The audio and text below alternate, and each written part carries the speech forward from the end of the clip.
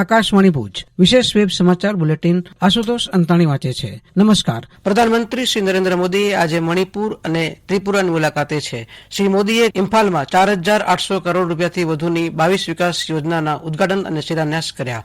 મણિપુરમાં પ્રધાનમંત્રીએ લગભગ 1,850 કરોડ રૂપિયાના ખર્ચના 13 પ્રોજેક્ટ્સનું ઉદઘાટન કર્યું અને લગભગ 2,850 કરોડ રૂપિયાના નવા પ્રોજેક્ટનો શિલાન્યાસ પણ કર્યો. રાજ્યભરની સાથે કચ્છ જિલ્લામાં પણ ગઈકાલથી 15થી 18ની વય જૂથના બાળકો માટે કોરોના વિરોધી રસીકરણનું અભિયાન શરૂ થયું છે.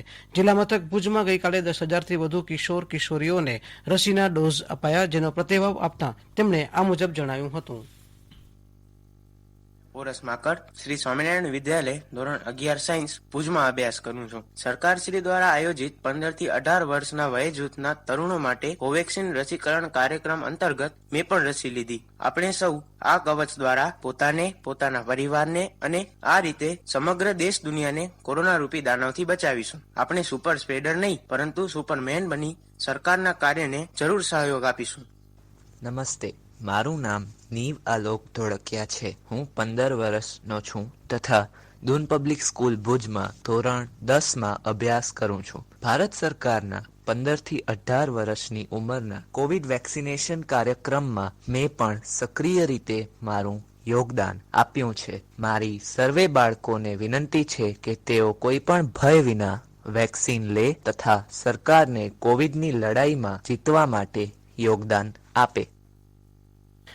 કચ્છ જિલ્લાની સરહદ પર બોર્ડર પિલર નંબર 1029 પાસે એક શંકાસ્પદ પાકિસ્તાની યુવકને સીમા સુરક્ષા દળ દ્વારા ઝડપી પાડવામાં આવ્યો હતો. આ અંગે સૂત્રો પાસેથી મળતી પ્રાથમિક માહિતી મુજબ આ યુવક પાકિસ્તાનના સિંધ પ્રાંતનો છે. BSF દ્વારા આગળની તપાસની કાર્યવાહી ચાલુ કરવામાં આવી છે. આઝાદીના અમૃત મહોત્સવની ઉજવણીના ભાગરૂપે રાજ્ય સરકારના સંગ્રહાલય અને પુરાતત્વ વિભાગ તથા કચ્છ સંગ્રહાલય દ્વારા આજે કચ્છ મ્યુઝિયમમાં વિશેષ બાળ વિભાગ ખુલ્લો મુકાયો. આ અવસરે મ્યુઝિયમના ક્યુરેટર ડોક્ટર શેફાલિકા અવસ્થીએ આકાશવાણી સાથે વાત કરતા આ મુજબ જણાવ્યું હતું. आज दिनांक 4 जनवरी 2022 को कच्छ संग्रहालय भुज में एक चिल्ड्रंस एक्टिविटी कॉर्नर का उद्घाटन मास्टर श्रीजित कृष एवं माननीय जिलाधिकारी महोदया श्रीमती प्रवीणा डीके के द्वारा किया गया.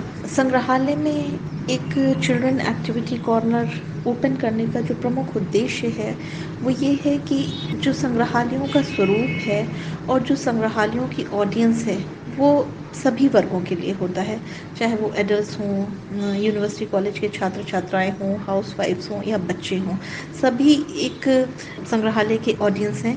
लेकिन जहाँ तक बच्चों का अपने एक सवाल होता है तो बच्चे जब संग्रहालय में कलेक्शन को देखने के लिए आते हैं तो कई बार ऐसा होता है कि आर्कियोलॉजी से रिलेटेड कलेक्शन है, आर्ट से रिलेटेड कलेक्शन है, स्कल्पचर्स के बारे में बात कर रहे हैं, पेंटिंग्स के बारे में बात कर रहे हैं.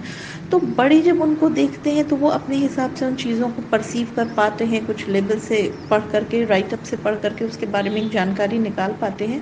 लेकिन जहाँ तक बच्चों की बात होती है उनको उनके स्तर से कुछ भी समझाया नहीं जाता या वो समझ भी नहीं पाते हैं. कई बार मैंने ऐसा देखा भी है कि स्कूल कॉलेज के जो ग्रुप्स आते हैं तो बच्चे सीधे एक लाइन बनाकर कलेक्शन को देखते चले जाते हैं और देख करके उसके बाद जब उनकी विजिट पूरी हो जाती है तो वो बाहर निकल जाते हैं. ना उनको कोई एक्सप्लेन करने वाला होता है, ना ही उनके टीचर्स उनको एक्सप्लेन करते हैं. अभिभावकों के साथ भी यही होता है. अभिभावक आते हैं, बच्चे अपना अलग देख रहे हैं, वो अपना अलग देख रहे हैं, शायद किसी में इंटरेस्ट हो तो वो लोग आपस में कलेक्शन को लेकर इंटरेक्शन करते हैं. अदरवाइज जनरली ये प्रतिशत भी बहुत कम है. चिल्ड्रंस एक्टिविटी कॉर्नर खोलने का जो उद्देश्य है वो ये है म्यूज़ियम में बच्चों को लेकर के इस तरह की एक्टिविटीज़ की जाए जो कि कलेक्शन से ही रिलेटेड हो. हम लोग अमूमन आमतौर से निबंध प्रतियोगिता का आयोजन करते हैं, पोस्टर मेकिंग का आयोजन करते हैं, लेकिन कलेक्शन से रिलेटेड जो एक्टिविटीज़ होती हैं वो जैसे स्टोरी टेलिंग सेशन हो गया, treasure Hunt in the museum हो गया और भी हेरिटेज से रिलेटेड एक्टिविटीज़ हो गई, तो उन सब एक्टिविटीज़ को फ्यूचर में करने का ऐसा म्यूज़ियम का प्लान है. और जहाँ तक इस एक्टिविटी कॉर्नर के खोले जाने की बात है, ये कोई 1, 2, 3 महीने की बात नहीं है, ये एक लॉन्ग टर्म प्लान है म्यूज़ियम का कि हम बच्चों से रिलेटेड जितनी भी एक्टिविटीज़ हैं वो सारी यहाँ पे करवाएंगे ताकि एक वर्ग के तौर पे उनको भी संग्रहालयों से बेनिफिट मिल सके, उनको भी संग्रहालयों से लाभ मिल सके, क्योंकि संग्रहालयों को अनौपचारिक शिक्षण का एक केंद्र कहा ही गया है कि they are the centres of informal education. तो इस एजुकेशन का उनको ज़्यादा से ज़्यादा लाभ मिल सके, यही हम लोगों का प्रयास है। और यहाँ पर एक बात मैं और ऐड करना चाहूँगी कि दिसंबर 13 से लेकर के 23 दिसंबर 2021 तक महाराजा सयाजीराव यूनिवर्सिटी के फाइन आर्ट्स फैकल्टी के म्यूजियोलॉजी डिपार्टमेंट के स्टूडेंट्स यहाँ पे 10 दिवसीय ट्रेनिंग पे आए थे और उन्होंने इस ट्रेनिंग के पाठ्यक्रम के अंतर्गत बहुत सारी एक्टिविटी शीट्स जो कि अलग अलग वर्ग के बच्चों के लिए है, जैसे 3 से 5 साल के बच्चों के लिए हो गया, 6 से 10 साल के बच्चों के लिए हो गया, 11 से 15 साल के बच्चों के लिए हो गया। इस तरह से अलग अलग एक्टिविटी शीट्स उनके एज ग्रुप को ध्यान में रख करके बनाया है, जो कि हम लोग इसको शीघ्र ही फ्यूचर में इन एक्टिविटी शीट्स को भी इम्प्लीमेंट करेंगे और उसके माध्यम से बच्चों को शिक्षित करने की और कलेक्शन के बारे में जागरूक बनाने का प्रयास करेंगे। ચારણ સમાજમાં શિક્ષણ અને સંસ્કારની જ્યોતિ પ્રગટાવનારા આઈ સોનલમાના પ્રાગટ્ય દિનની આજે જિલ્લાભરમાં શ્રદ્ધાપૂર્વક ઉજવણી કરવામાં આવી રહી છે। જિલ્લાના માંડવી ઉપરાંત મુન્દ્રા તાલુકાના ઝરપરા ગામ સહિત વિવિધ સ્થળે શોભાયાત્રા, સાંસ્કૃતિક તેમજ સરસ્વતી સન્માન સહિતના વિવિધ કાર્યક્રમોનું આયોજન કરવામાં આવ્યું છે।